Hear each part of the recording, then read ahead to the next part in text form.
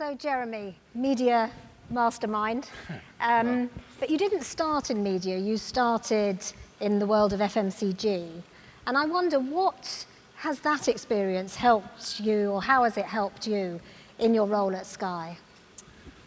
Well, I think in all of my career has really been in consumer, what I would say consumer-facing businesses, where customers and consumer insight has been at the heart of what we've done. And really, Sky is no different, I don't think, to a business like P&G in many respects.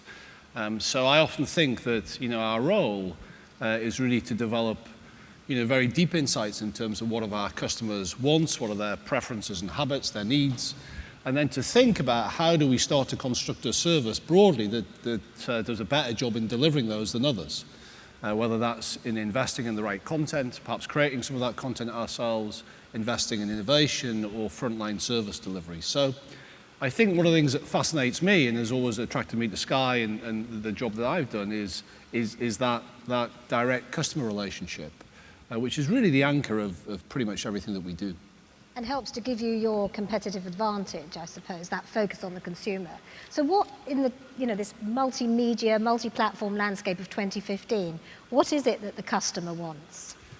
Well, I think the world that we see is certainly at its heart is more great content. The sort of things we'll be talking about over the next few days here will be central to that. And I think there's never been a better time to be in the industry that we're in. The demand for customers for great content seems to be insatiable. They want more of it, and a broader range of that content, I think, than ever before. I think they then want they want to have access to that, as we know, on their terms.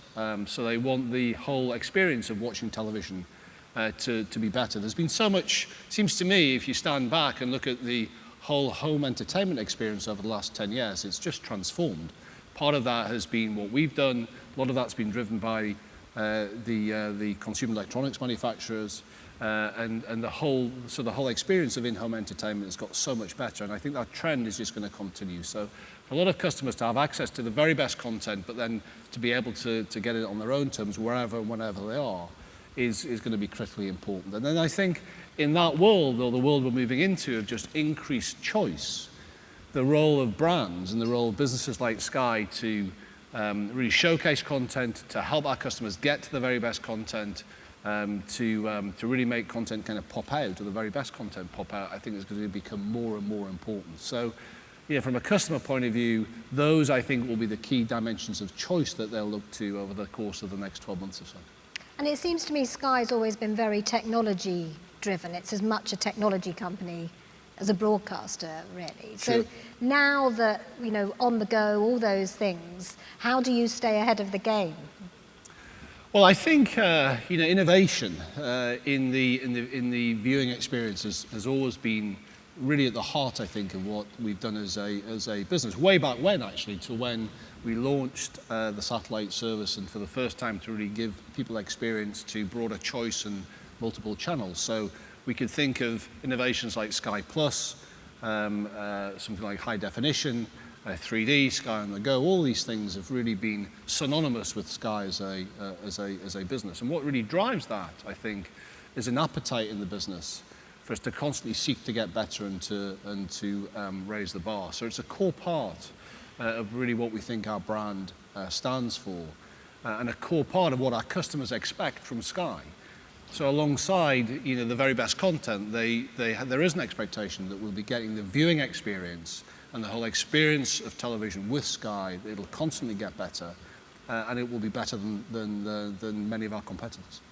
And what is it about Sky's culture that enables you to continuously innovate and sort of, I suppose, keep up with what the customer wants? Well, I think at our heart, we've been a business that's really been built on change, and often driving and leading much of that change, and changing the industry and the markets upon which we operate in. And I think from that experience of change has led then to a culture today that's really tried to be built around renewal, and this whole idea that we constantly seek to renew ourselves.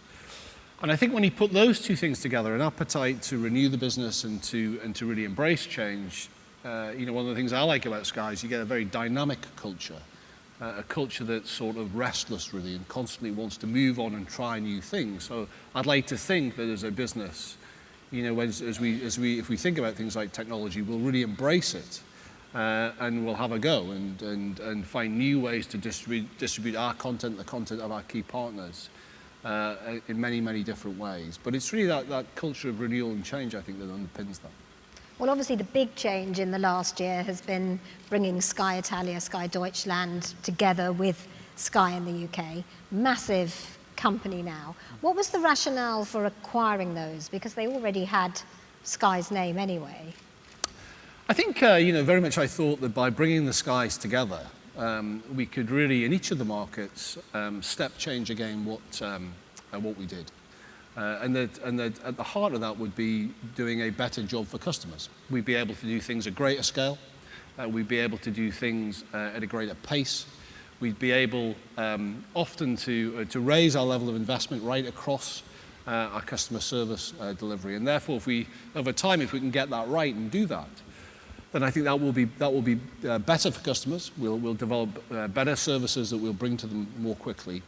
And the consequence of that for us as a business will be growth.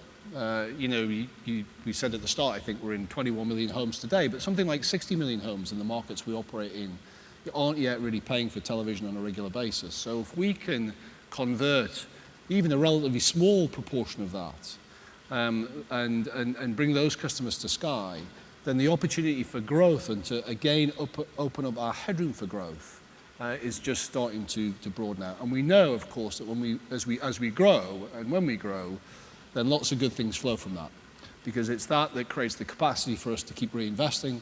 It creates us the capacity to invest more on screen, to broaden out our content offering, to take a longer term view of much of what we're doing. So really, I think at its heart, it was those two things. And the great thing about all of the Skies, I know all of those businesses well, and if you go into them, you'll very much find, I think, commonality around ethos, culture again, obviously a shared brand. So it provided us with a really strong platform for us, which is obviously a big move in terms of scale and breadth of the business. But I think will prove to be the right one for the business. And how will it change the way you run the business? Because I know you've always been very accessible in the UK to your team. What will you have to do differently?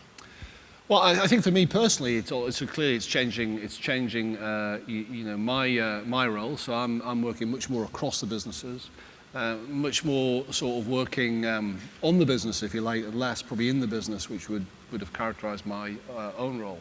But also for many of my colleagues, it's changing that as we move up to and do slightly different things. I think what that's creating though is oxygen, and it's creating the opportunity for others to step up and move into some of those old roles. And we've got a lot of very, very talented people around the Skies, and so one of the things that I'm most excited about is the opportunity to create internal movement, internal opportunity for people to grow and stretch their careers at Sky, because of course that's what will keep them with us as a business, as opposed to having them drift elsewhere. So we're just really getting into that and learning about that process of change. I think very effective change doesn't really happen.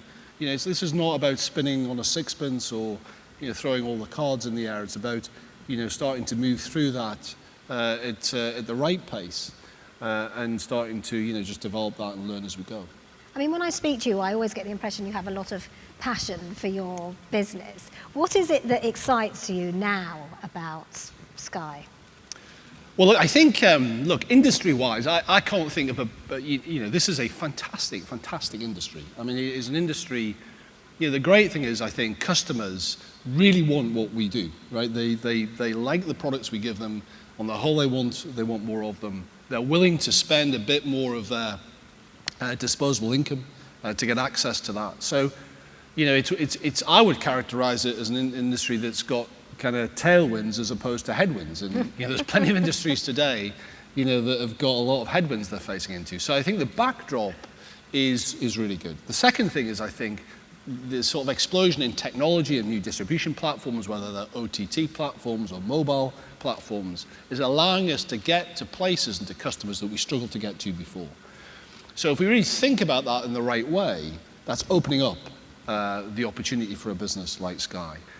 And then the third thing is, for me, Sky's a love affair, right? It's just a fantastic business. It constantly wants to do new things. As the CEO, I never really have to push the business. If anything, I have to hold it back sometimes. And occasionally, we end up doing things that probably we shouldn't be doing, and we have to roll back and adjust. But the great thing about it is it constantly wants to do more. And we've got a team of people, I think, who constantly want to do more. And so that creates a very exciting, environment and a great thing to be part of, and a great real privilege to be at the forefront of that. It's a very, very exciting time, I think, for everybody here and what we do, and it's a particularly exciting time if you're in Sky. And you've had great results in the UK this year.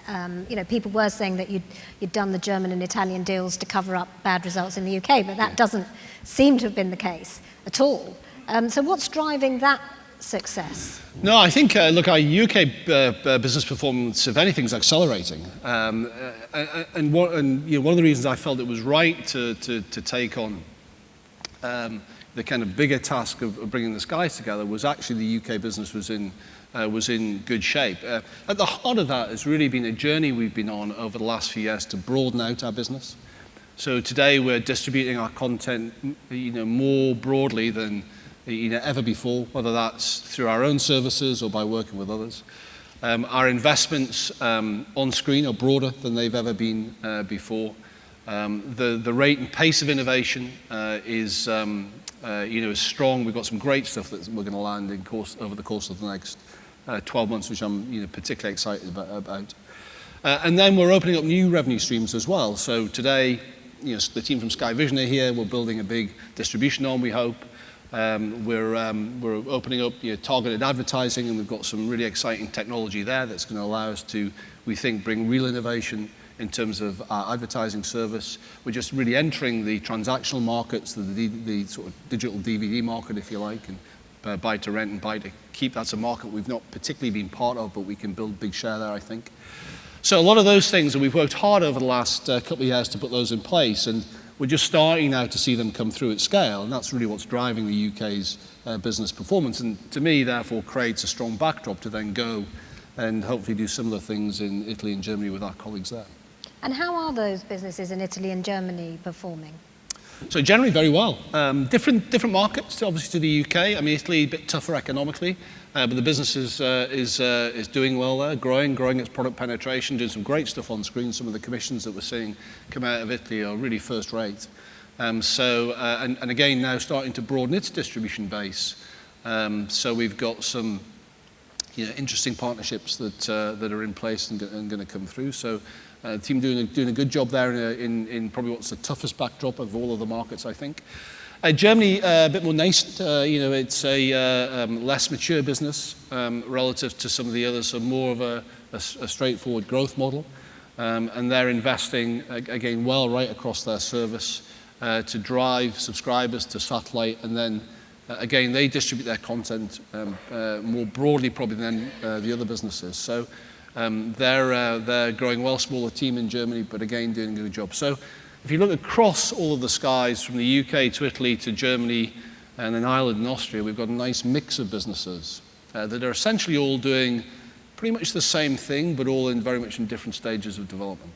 And have there been things already that you've learned from Germany or Italy, or Germany and Italy have learned from the UK? Are there benefits? Yeah, I mean, I think, generally, I think the number of ideas that we're going to have, we're finding that there are more rather than less, and that's a really good thing. So I think actually the skill will be picking the big ones and not getting diverted a little bit in some of the smaller ones. We'll get to those later. And actually, the interesting thing about the big ideas, people often think that they flow from the UK into Italy and Germany, but in many cases, it's the other way. It's the other way on. So I've been really impressed, for example, about some of the innovation that's going on in both Italy and Germany. Often a lot cheaper, I have to say, than in the UK. And of course, if we can develop those insights and apply them back in the UK, we get much bigger leverage for that.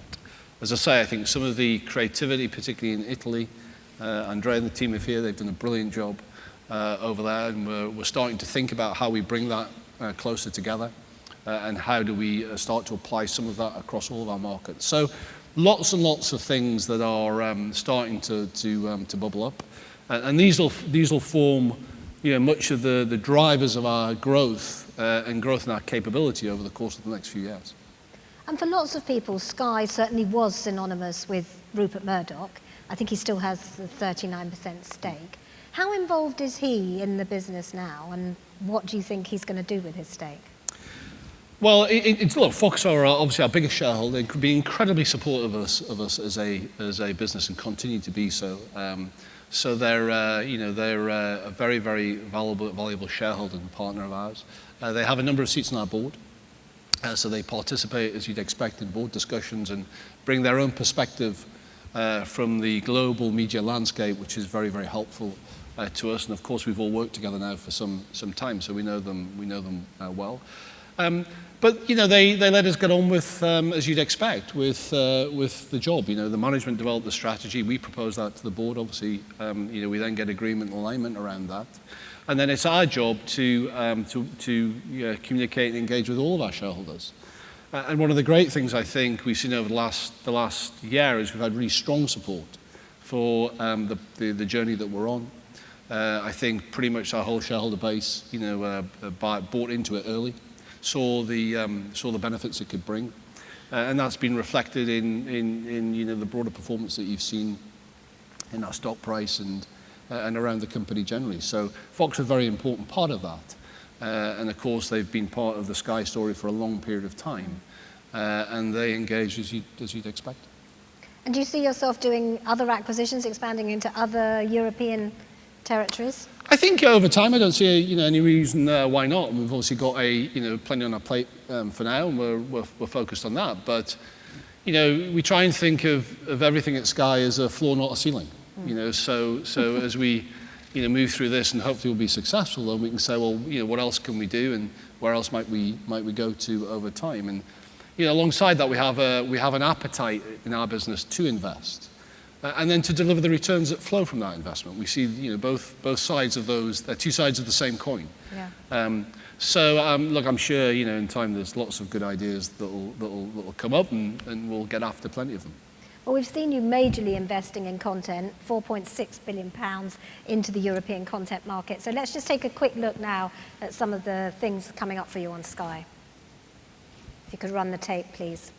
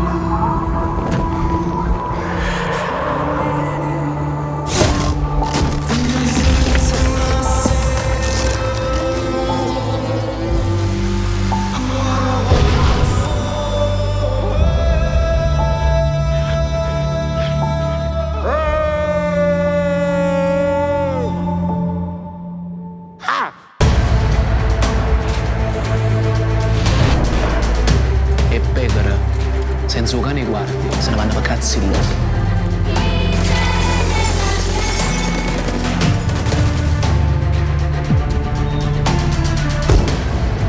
Perhaps it has always been there, this demon inside me. How far do we go? To that, I dare not hazard an answer.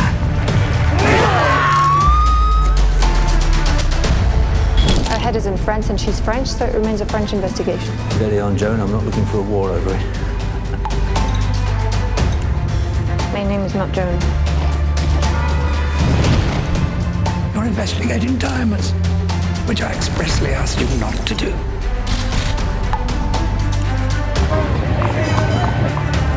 You can only run away and join the circus if the circus wants you. I don't want you in my circus. This is where I'd like to be. I could be a teacher. You know what they say? Those who can't do, teach.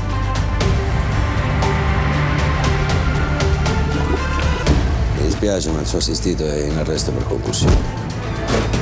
Hai sempre detto che avresti fatto qualsiasi cosa per me. Fallo. Li mandiamo tutti a casa, una volta per tutte, tutti a casa! The patient has an unknown infection. We have all been exposed. Did you come straight to us from active service? Glenn, we need you in here. Whatever it says on the form. Sorry, dying man waiting for me.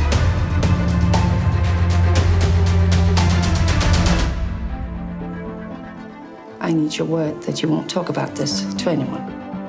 Something terrible has happened. All the things lost just because of one single moment.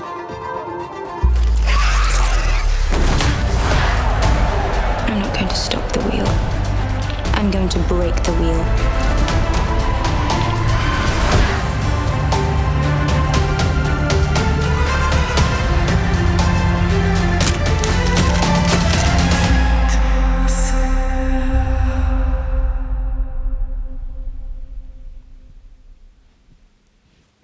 Great. Fantastic. I mean, this whole area is a big opportunity for us if we can get this right. So, you know, we've got our traditional areas of content that people will associate with Sky, areas like sport, movies, news. You know, are all in great shape, actually. We've got very clear plans around what we want to do for them. But, you know, for me personally, to build our entertainment business more, whether it's through working with our partners, through our channels, or starting to commission more content ourselves, I think, you know, could be, you know, a very, very big thing for us as a business. So, you know, we're going to put a lot of effort behind this over the next few years. And are you going to invest more in original production? I mean, a lot of those dramas were Sky commissions in the UK and Italy and Germany. So yeah, very much so. That's our intention, and that will sit alongside, acquiring, continuing to acquire. A huge amount of content from wherever in the world. But I think, you know, our own commissions give us a little bit more flexibility around what we do. They can, if you take something like Fortitude, which we showed there, very, very many of our customers who came to Fortitude were actually new to Sky Atlantic. And by, again, really understanding the sorts of content that we wanted to produce ourselves, we were able to unlock that, and hopefully if we can then hold those customers and give them exposure to more, then, you know, they're just going to get more value out of what we do. So very much that's a core part of our plan. Yeah. do you think it's crucial now for any broadcaster or any platform to have its own original content? Is that the only way you can differentiate yourself now? I don't think it's the only way, but I think it's certainly one way, and I think it can sit alongside lots of other things that we do. And look, we're a scale business today. So the capacity in the business to do a lot of things at scale is growing all the time. So we can do that and sit it alongside many of the other things that we can do. And as I say, I think it can complement either what we do with others or what we do elsewhere in terms of the customer experience. I mean, when I look at that tape, I see ambition. I see quite a high degree of risk-taking, actually. Something like Fortitude, I would say, was quite a risky commission, certainly not a safe bet. Very high production values, ambition shown on the screen in the casting. What's the message that you'd like to get out to the creative community in terms of the opportunities and what you're looking for at Sky now? Well, first of all, it's good that you can see that. I mean, we are ambitious. We want to, particularly with our own commissions, really, take a bold step. I often say to the team, we're not riskless, we're not reckless, right? So we've got a clear framework, I think, of what it is that we want to do, but we're very willing to take risk. We've always been a business that's been willing to take risk within the framework of what we're trying to achieve. We want to be able to attract the very best people to Sky. Right across the creative process, whether it's people on screen or screenwriters or people who sit behind. And then it seems to me is that if you work with the very best people, then you want to give them a lot of freedom to do their best work. So that's the approach that we're going to take. So we're very much open for ideas, and hopefully when people come and work with a business like Sky, then they'll enjoy the process. They'll get us and what's important to us. They'll understand that I think we really understand and value content, and we want to treat it sensibly, and we really want to showcase it well and showcase their work well. And that will create a productive environment where people will want to come and work with Sky as a business. And are you going to start having some sort of central commissioning to commission dramas that will work across Italy, Germany and the UK, or is it just going to be each territory commissioning? We're going to do a bit of both, because we know that local content and our local commissioning is incredibly important. But we've also got a stream of work going at the moment where we're going to take some commissions that we think will work across all of the markets. And really get behind those on a sort of cross-territory basis. We'll still have them led out of individual markets, so it's going to be they'll have specific ownership. We're not going to create some sort of average, but we signed off actually last week. I think I signed off 7 or 8 new commissions that we think will go across all of the territories, or ideas, I should say, and so we'll do a bit of both.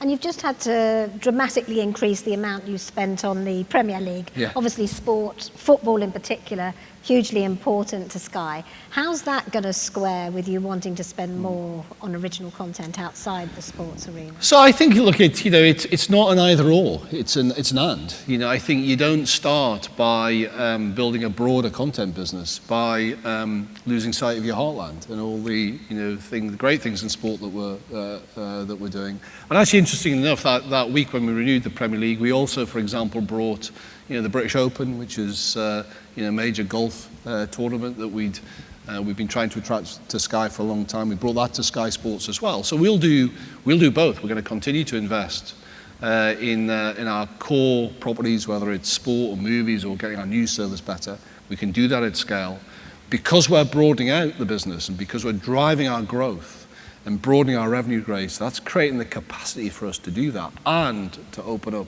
new legs of growth in things like our own commissions and our broader entertainment business as well. I mean, how easy do you think it's going to be to find content that will work across all the markets? I don't think it'll be easy, but I've got a great team, so they'll figure it out. And much of what we do in these things, by definition, aren't easy. And actually, it's good that they're not easy, because it means that it's not easily accessible to everybody. So if we can get it right and we can start to unpick and unlock those things, then hopefully they will create something that will be special, and it'll be special to us. And of course, that's where you get differentiation from. So no, it'll not be easy, I don't think. I mean, I think even with the free-to-air broadcasters, overnight ratings are becoming less and less significant with catch-up and on-demand. And I wonder, what are the metrics you use to decide whether your investment in original content is paying off? So a whole range of things. I mean, I personally, I just don't particularly look at the overnights, actually. We'll look at, the breadth of viewing, total consumption, of course. So either linear or off the planner or through our catch-up service. We'll look very much at what customers are telling us about our content. We'll look at its resonance in terms of new customers as well as our existing customers and how we can use it to cut through in terms of our marketing messages. And then, of course, we look at the reaction from the creative community and how people think we're going on, because we know that's important in terms of how we build our story over time. So, we try to take quite a broad view of how we assess content. And one of the great things about our business model, I always think, is we're not particularly driven by any one individual metric. Advertising is a very important part of our business, but it's not the only part of our business. Obviously, where subscription revenues are the substantial part of that. So we know that if we can keep, delivering content for customers, we can take some risk. We have a very broad range of content that, we'll be able to, work through some of the sort of shorter term issues and get through those. We don't have to worry about what the overnight viewing figure on any particular piece of content is, but of course we need to get people watching our content. And we've seen recently a lot of broadcasters, ITV in particular, but Liberty Global, Discovery, buying up production companies. Sky Vision has recently acquired Jupiter and a stake in Love Productions. Are you seeing that you're going to do more of that? I mean, do you think you need to be competing with them to bring production under your umbrella? I don't think it's an imperative. No, not particularly. I mean, we will make, I think, some more investments. Largely, that will be driven, I think, by Sky Vision in particular and broadening out our distribution arm. It's something I'm open-minded to, but in terms of the content that we actually want to acquire to put on screen, we really want to be very flexible and agile and work right across the industry and pursue the best ideas and the things that are right for us, rather than become overly anchored on one thing. So we'll see how that develops. I'm sure there'll be lots of things that we'll consider, but it's not sitting here as a sort of burning priority right now. And how does Sky Vision fit into the overall strategy? Are they going to now be expanding into the other markets as well? Yeah, I think we'll look to broaden and grow Sky Vision over time, and then that's none of our businesses are particularly geographically bound, and we know that will require some investment. Teams I think have done a great job over the course of the last couple of years, and so we're building real momentum in that business. And of course, as we build it out, that's another way that we can create greater capacity to then invest again on screen. We're not particularly seeing it as something that will flow necessarily through to the bottom line, but actually is something that we can use to fuel our investment on screen and create more of a virtuous cycle, if you like, that can just mean we get bigger and bigger over time. I mean, for years, Sky was the disruptor, in some ways the enfant terrible of the UK scene, but now you've got BT Sport competing with you for sports rights, you've got the likes of Netflix and Amazon competing with you for content. What's the strategy for Sky now? I mean, how are you going to see off these competitors, if you like? Well, I think in terms of sort of business terms, it's very much around getting broader, about really thinking about how do we segment all of our markets and how do we get to as many customers as possible. We'll either do that directly through our own retail services, through the satellite service, or through over-the-top distribution. We'll do it through wholesale relationships where we'll work through others. We'll do it by onward selling some of our content, because we know that's the best way to build the biggest business. In terms of how we compete, I think two things. I think first of all, we'll always be a business that will be single-mindedly driven by customers, by continuing to have that deep insight around what customers want, and then building a business that delivers that better than others. And then I think culturally, it's by constantly renewing yourself. I mean, people often say you're the incumbent now. I sort of reject that a little bit. I understand what they mean. But actually, I just want a business that constantly wants to get better, to change things, to move on, to try new things. And I think if you do all of those things and you do them at scale, that's the way you'll win, ultimately, I think. So we don't really worry too much about those other guys. We just kind of stay focused on what we're doing. Do you still see yourselves as a bit of an outsider then? I think so, yeah, I think so. Look, I think that we stayed on the same site that we started it for a very specific reason. We want to be a good business, a business that contributes broadly, and we think a lot about that. But we don't see ourselves, and I think we'll ever see ourselves as part of the establishment or a establishment, whatever, if that exists. I mean, why would you want to do that? But we want to. That's not to say that we're aware we're a big business now. We're aware that we're getting bigger in the creative communities and all the markets that we work, and with that comes responsibility, and we want to do a good job. So, if you could look into the future, I mean, what's the next big innovation, do you think? Look, I think that I think you'll see lots of innovations in terms of the home entertainment experience and the viewing experience. I think it's always important to remember that the core of our business still today, is families and individuals going home and just having a brilliant experience that really showcases the very best content in the right way. And I think you should expect to see news that will come through with that. And then I think you'll see hopefully a business that's just trying new things. So just as we innovate on the satellite platform, we've got lots of plans to innovate over the top in some of our new services like Now TV or Sky Online or Sky Mobile. So you'll see lots of different things. I think the future is less about any one singular idea and about our ability to do multiple things and in doing multiple things to really span the whole of the markets in which we compete and operate in. Jeremy, you've been incredibly generous with your time and very open about Sky's plans. Clearly, lots of opportunities for everybody there, particularly for the creative community. So I'm sure you'd all like to join me in thanking Jeremy very much. Great, thanks.